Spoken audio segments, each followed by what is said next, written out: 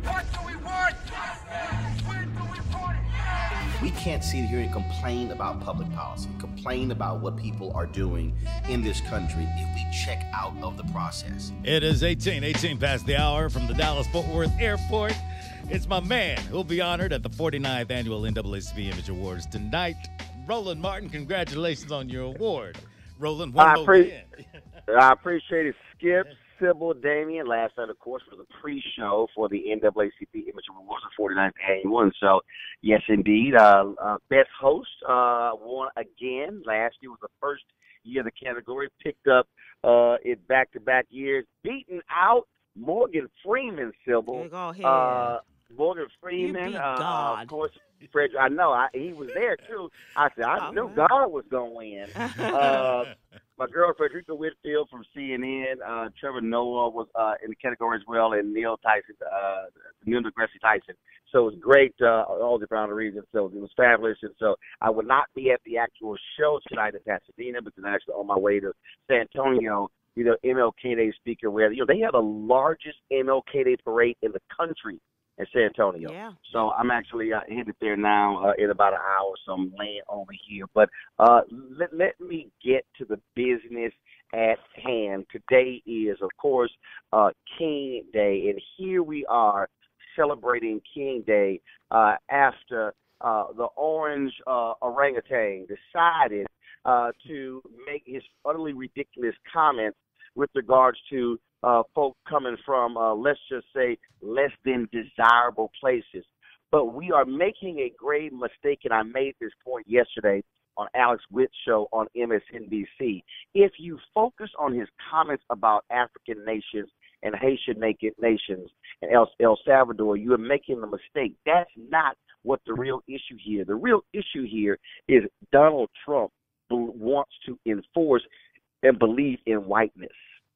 What you have here is him saying, we don't want them. Can we not get some Norwegians? Well, first of all, Norwegians like, we don't want no part of y'all country because we got free health care over here and a quality of living that you can't even touch. So y'all can have that madness over there.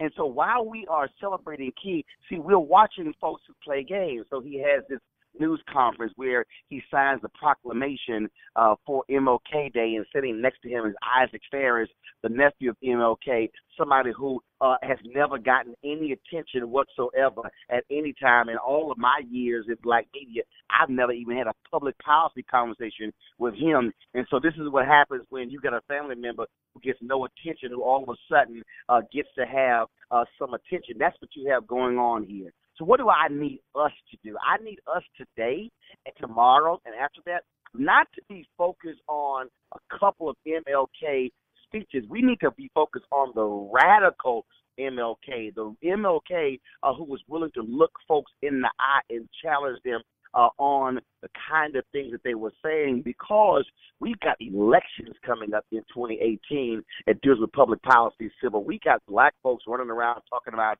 what about Oprah for 2020? I can't focus on Oprah in 2020 if you ignore Stacey Abrams, the sister running for governor of Georgia, and the primary is in March. I can't ignore talk about Oprah if Andrew Gillum is running for governor in Florida. His primary is in August. I can't ignore the fact that you have upcoming deadlines to register to vote in Texas and other places. We have state senate, state representative, district attorney, judicial races happening all across the country in this year.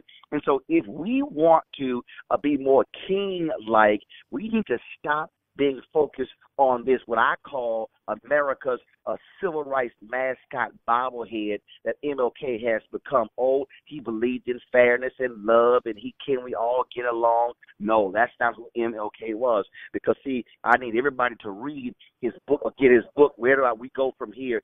Chaos or Community, written in 1967, Damon, his worth-selling book in his life. At this point, 50 years ago, MLK was moving towards his death because he was speaking way too much truth when he wrote The Real Cost Lies Ahead. The stiffening of white resistance is a recognition of that fact. The discount education given Negroes will in the future have to be purchased at full price if quality education is to be realized. Jobs are harder and costly to create in voting rolls. The eradication of slums housing millions is complex, far beyond integrating buses and lunch counters. What he was saying is, America, it's real easy for you to allow us to sit in lunch counters and ride buses, but will you now write that big check you have been unwilling to write for the last number of years? This year, we'll celebrate the 50th anniversary of the Fair Housing Act. We'll commemorate the 50th anniversary of the assassination of MLK, the 50th anniversary of the Poor People's Campaign, the 50th anniversary of the Kerner Commission that dealt with, of course, all of the race riots in 1967. Next year, Skip, will be the 400th anniversary of the first 20-odd Africans arriving in America in August of 1619. The question is, are we as black folks going to be so consumed by what Donald Trump is saying, but not focused on what Donald Trump is doing? If you want to honor King, you will stop this nonsense of only focusing on the content of character. You will begin to ask yourself the question, will I be a radical revolutionary like he was? And radical revolutionaries want to change systems. They simply don't want to blend in with systems. We have an opportunity to use our power in a way that will scare Donald Trump and white America to death. We proved it in Alabama. We proved it in 2008. We proved it in 2012.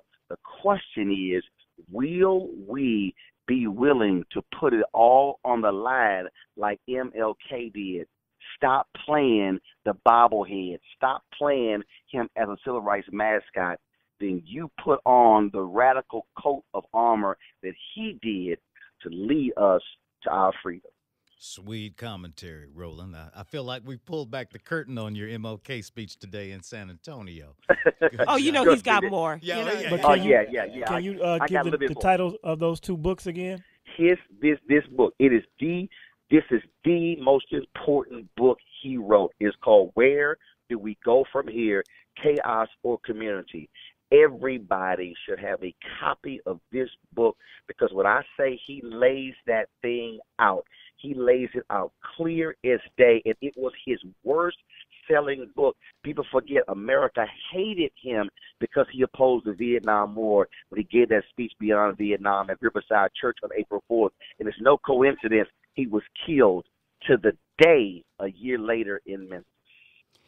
Happy King Day, Roland, and folks in Absolutely. San Antonio are in for a real treat to be. I might not have much audience. sleep, but I'll be fired up. You'll bring the fire. There you are. Oh yeah. You know, a microphone is your best friend there, Roland.